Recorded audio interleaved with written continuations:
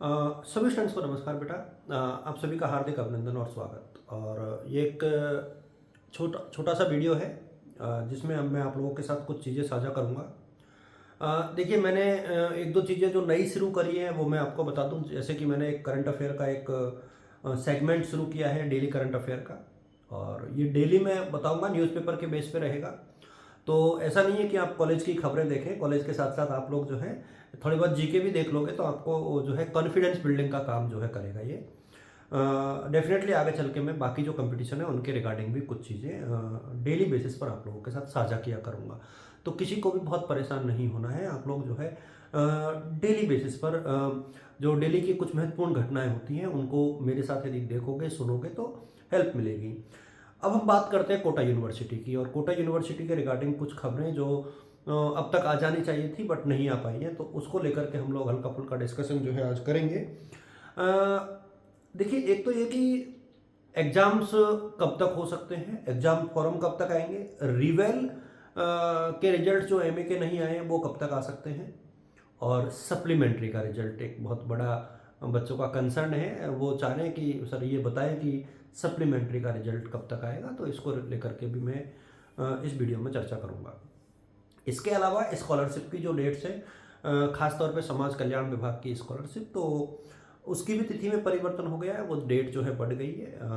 तो उसको लेकर के भी मैं डिस्कस करूंगा इस वीडियो में। तो एक प्रकार से स्कॉलरशिप से लेकर के एग्ज़ाम फॉर्म से लेकर के और सप्लीमेंट्री और दूसरी जो चीज़ें हैं, मेरे हिसाब से लगभग लगभग सारे सारे पॉइंट्स को मैं पिक करने का प्रयास इस वीडियो में करूँगा।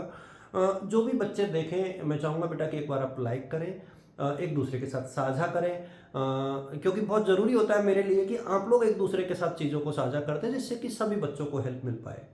कई बार क्या है, हो सकता है हर बच्चा मेरे पास व्हाट्सएप पर नहीं है, आपका वो साथी हो सकता है या साथी हो सकती है, तो आप लोग ज़्यादा टच में हो लोगों के एज कम्पेयर टू मी। तो आप लोग एक दूसरे की हेल्प करोगे तो शायद जो हमारी हेल्प करने की सीरीज है वो बड़ी होती चली जाएगी, और it going to be big. ठीक है ना। तो इसके सहारे हम लोग अपनी बातों को ज़्यादा लोगों तक पहुंचा पाने में सक्षम रहेंगे, सफल रहेंगे। अब मैं अपनी बात को शुरू करता हूं। कुछ चीज़ें हैं जो बहुत नोटेबल हैं। नंबर वन, एक तो रिवेल का रिजल्ट जो बचा हुआ है एमए का, वो कब आएगा। मुझे लगता है कि अगले शनिवार से पहले पहले, यानी इस वीक में आप लोगों के रिवेल के सभी परिणाम आने की 99.9% संभावना है। देखिए, कुछ चांसेज हमेशा बने रहते हैं कि ऊपर नीचे चीज़ें हो सकती है, but it is quite clear कि आप लोगों के जो रिजल्ट्स हैं मोस्ट प्रोबेबली रिवैल्यूएशन के, खास तौर पे पीजी के रिवैल्यूएशन के, वो इस वीकेंड पर आ जाएंगे। सप्लीमेंट्री के ऊपर हम लोग आते हैं अब, कि सप्लीमेंट्री के रिजल्ट्स कब तक आ सकते हैं। देखिए, मुझे अभी भी लगता है कि शायद सप्लीमेंट्री का रिजल्ट इस वीक में नहीं आ पाएंगे, अगले वीक तक जा सकते हैं। हो सकता है कि कुछ एक परिणाम आ जाए, फाइनल के हो सकता है आ जाए, बट बाकी क्लासेस के जो परिणाम हैं उनमें इट मे बी पॉसिबल कि टाइम लगे।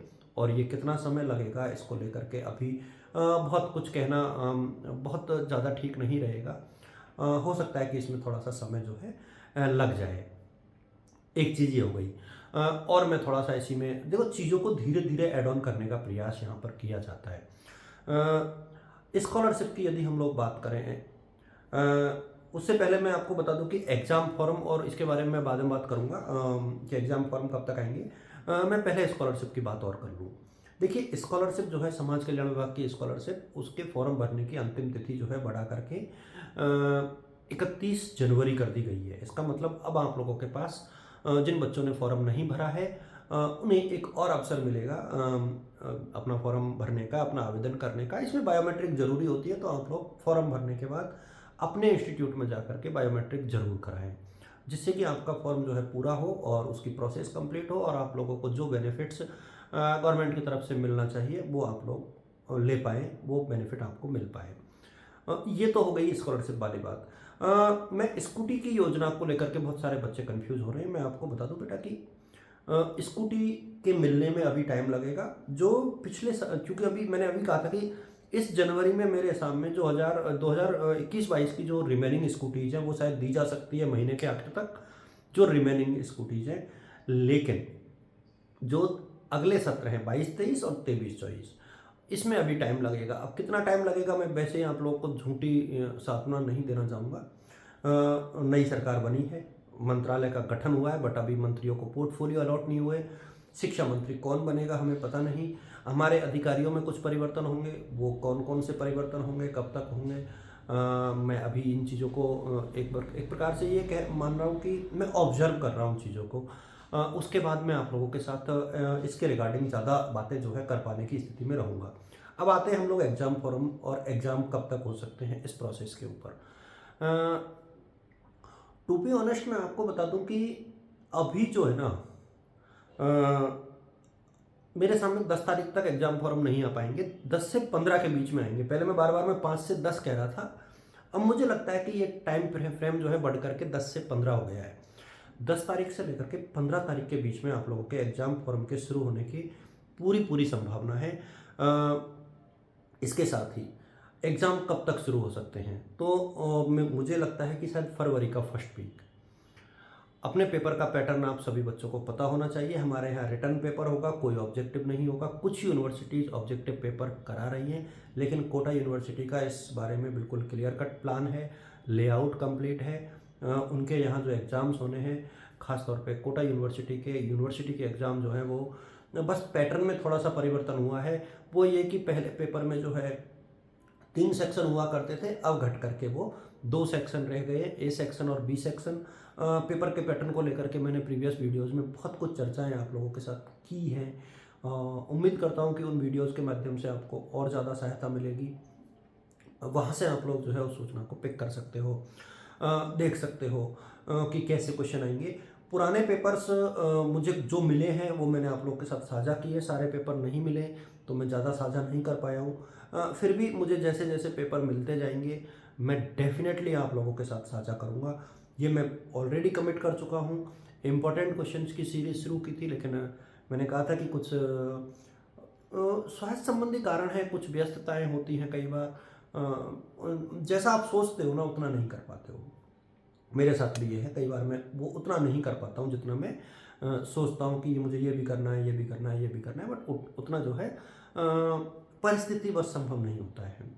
बट मेरा प्रयास रहेगा कि मैं जो इम्पोर्टेंट क्वेश्चन है वो आप लोगों के साथ साझा करूँ। एनुअल एग्ज़ाम की बात हम लोग करते हैं। एनुअल एग्ज़ाम मतलब वार्षिक परीक्षाएँ जो सेकेंड ईयर, थर्ड ईयर और MA फाइनल की होने वाली है।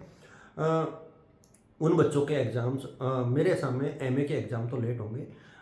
हो सकता है कि MA के एग्ज़ाम शायद चुनावों के बाद चले जाएं, हो सकता है वाली बात है। मैं बिल्कुल इसको लेकर के आप ये ना मान के चले कि सर ने बोला तो वो तभी होंगे।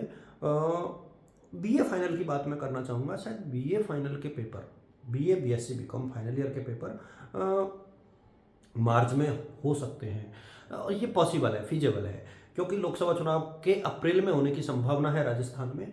अधिसूचना कभी भी आए तो उसके हिसाब से आप लोगों को मानसिक तौर पे तैयार रहना चाहिए। सेकेंड ईयर के भी मार्च में या अप्रैल में हो सकते हैं। अब ज़्यादा टाइम नहीं बचेगा आप लोगों के पास, तो आप लोग अपनी तैयारी शुरू कर दें और बाकी मैं आप लोगों के साथ बना रहूँगा डेफिनेटली। सभी बच्चों को मेरी तरफ से शुभकामनाएं। Wishing you all the best और good luck. Thanks to all of you.